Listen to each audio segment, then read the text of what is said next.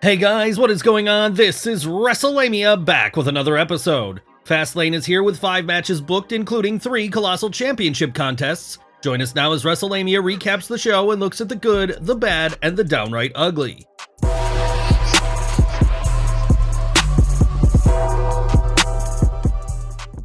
Undisputed Tag Team Championship match, the Judgment Day, Finn Balor and Damian Priest defend against Cody Rhodes and Jey Uso.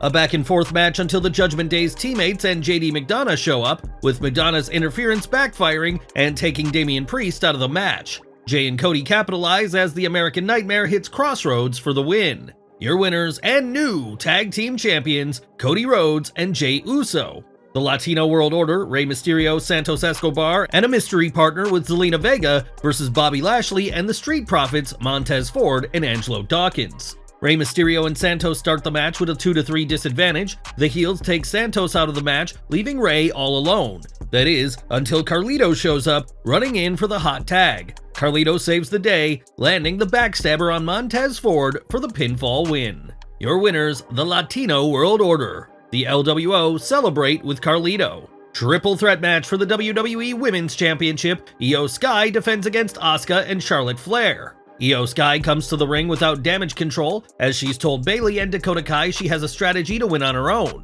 Things start off with a surprise as Asuka sprays Flair with the mist early on, neutralizing her, while medical staff attend to her. Io and Asuka battle, but neither can get the win. Flair makes it back into the ring, and it's a triple threat free-for-all. Things look bad for Io as she's knocked out of the ring, and Charlotte locks in the figure 8. However, Bayley has shown up, distracting the referee as Asuka taps out. Io hits a moonsault and covers Flair for the 1, 2, 3, your winner and still women's champion, Io Sky. Pat McAfee shows up, telling fans there's no way he'd miss showing up in his stomping grounds. Pat puts over the fans in Indianapolis, claiming they always deliver and they're worthy of a WrestleMania. Pat does the honor of introducing John Cena and LA Knight. LA Knight and John Cena versus the Bloodline, Solo Sikoa and Jimmy Uso with Paul Heyman. It's the 80s all over again as John Cena plays Ricky Morton for LA Knight, with Jimmy and Solo beating Cena senseless. Finally, Cena makes the hot tag and LA cleans house. It's a war though, but the babyfaces tough it out with a 5-knuckle shuffle from Cena and a BFT from LA Knight, putting Jimmy down for the 3 count. Your winners, LA Knight and John Cena. Tribal Council Paul Heyman is none too happy as Jimmy and Solo walk away in defeat. Cena and LA Knight celebrate with Knight rising John's hand in a glorious victory celebration. Backstage, Damian Priest is still recovering from the damage his knee took during the tag title match. The Archer of Infamy is determined to cash in his Money in the Bank briefcase, but his fellow Judgment Day teammates tell him to stick to his plan. Finally, Rhea Ripley convinces him to wait, and the Judgment Day take it from Priest. Last man standing match for the World Heavyweight Championship, Seth freaking Rollins defends against Shinsuke Nakamura. Seth Rollins shows no mercy as he seeks to end Shinsuke's world title challenge for good. However, Nakamura is even more aggressive, targeting Seth's back. Each man is nearly counted out as the attacks escalate outside the ring, and various implements are used in an attempt to get the 10 count. Shinsuke Nakamura digs deep, even employing Poison Mist to try and keep Rollins down. However, nothing will keep Seth down, and he finally gets the win after hitting the Falcon's Arrow to Shinsuke, planting him through a table near some production equipment. Shinsuke can't answer the 10 count this time, and Seth retains. Your winner and still World Heavyweight Champion, Seth freaking Rollins. The good, Jade Cargill's dynamic debut. Jade Cargill made her on-air debut at Fastlane, reminding fans that sometimes less is more. Cargill rolled in backstage looking fit and ready to compete.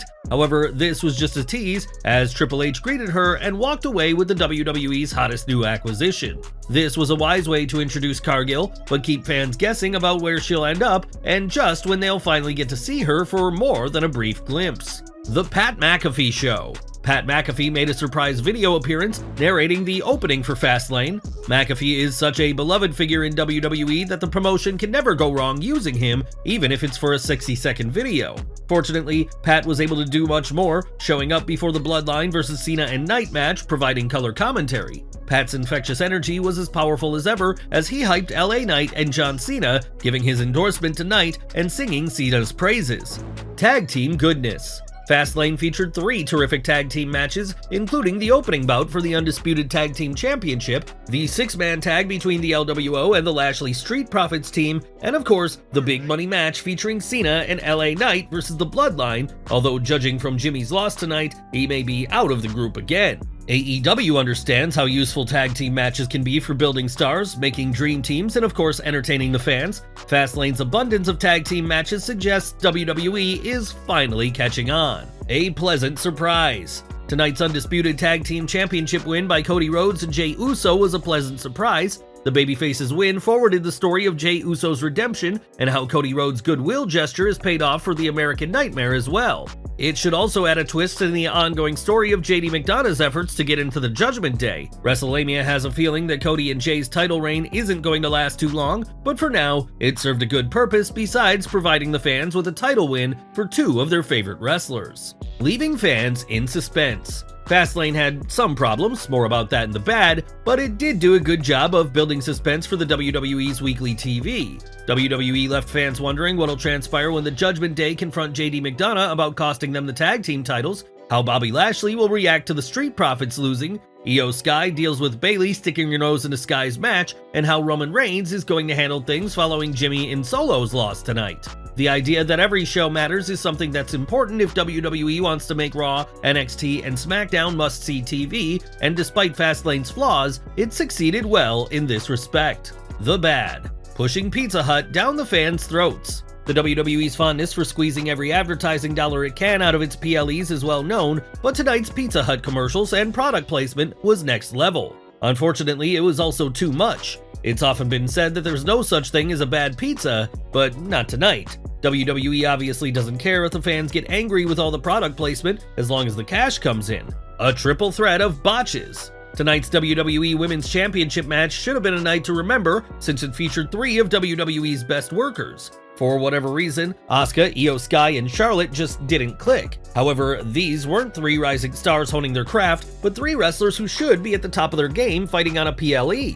This match wasn't a disgrace, but it was a letdown, and the WWE needs to figure out what went wrong. So much filler. 5 matches in a PLE isn't unheard of, but the WWE did everything possible to pad the show, whether it was an array of commercials and product placements, hype videos, or ads for NXT. The WWE Universe deserves better than this. Yes, Wrestlelamia understands that the WWE wants to stretch its PLEs out to at least 3 hours to keep Peacock happy, the idea being that the streaming service gets good numbers for 3 hours compared to, say, 2.5. Who's the boss? Who's to blame for tonight's middle-of-the-road show? It's still unclear how much Vince McMahon is involved with creative and how much control Triple H has. Thus, Wrestlelamia is unsure who to blame for a letdown of a PLE. Still, as long as Triple H continues talking about booking less matches on PLEs to make them stand out, Wrestlelamia has to call him out for a show that could have easily had 1 or 2 more matches. Whoever's running creative needs to stop with the idea that every storyline has to play out over a year. They also need to stop thinking that there's a magic number for a good pay-per-view. With fans constantly complaining about their favorite stars rarely making it on air, why not start adding more matches to forward feuds and title chases? The downright ugly. Fastlane was an average show that seemed like a special episode of Raw or SmackDown rather than a PLE. The Seth vs. Shinsuke bout was the only matchup that stood out as anything special, with the rest of the show being okay, but nothing more. Tonight's PLE seemed like one of those shows where the WWE was merely filling time until Crown Jewel and Survivor Series. With the WWE currently enjoying a hot streak, why would it want to slow things down when it could be adding even more fans? Well guys, there you have it, Wrestlemania's Fastlane recap and analysis. What did you think about tonight's show? Leave your comments below, don't forget to subscribe to our channel, follow us on Instagram and Twitter, and I'll see you next time for some more wrestling content.